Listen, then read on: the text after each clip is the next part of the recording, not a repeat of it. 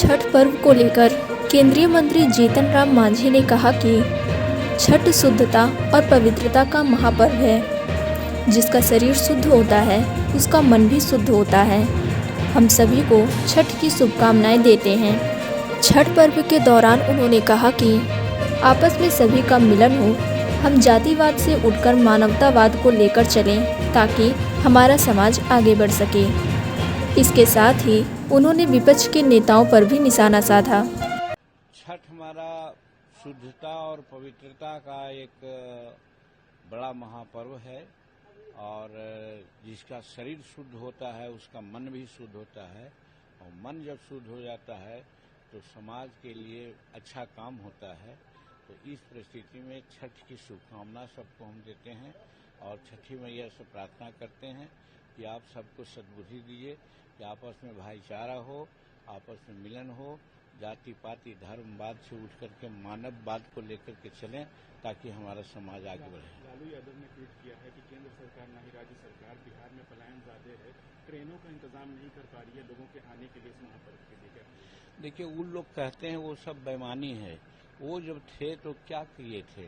उस समय जंगल राज हम नहीं कहा था, न्यायालय ने कहा था और हम साक्षी हैं। 1980 से विधायक रहे हैं, मंत्री रहे हैं, उनके साथ भी मंत्री रहे हैं। हम जानते हैं कि वो लाठी में तेल पिलाओ और लाठी भजाओ की बात करते थे, चरवाहा विद्यालय की बात करते थे। कोई टेक्नोलॉजी सेंटर हो, टेक्निकल इंस्टीट्यूशन हो, मेडिकल इंस्टीट्यूशन हो, कॉलेज हो, ये सब कहाँ खुलवाए थे जो आज वो कर रहे हैं। पलायन की बात तो उस समय से हो रही थी। उनके समय में 15 साल में कितने यहाँ इंडस्ट्री खुले, क्या उन्होंने कोई कार्रवाई की? तो मन है भगवान दे दिया है, डेमोक्रेसी है, बोलने की स्वतंत्रता है, बोल लेते हैं। लेकिन बिहार की जनता उनके कारनामों को समझती है।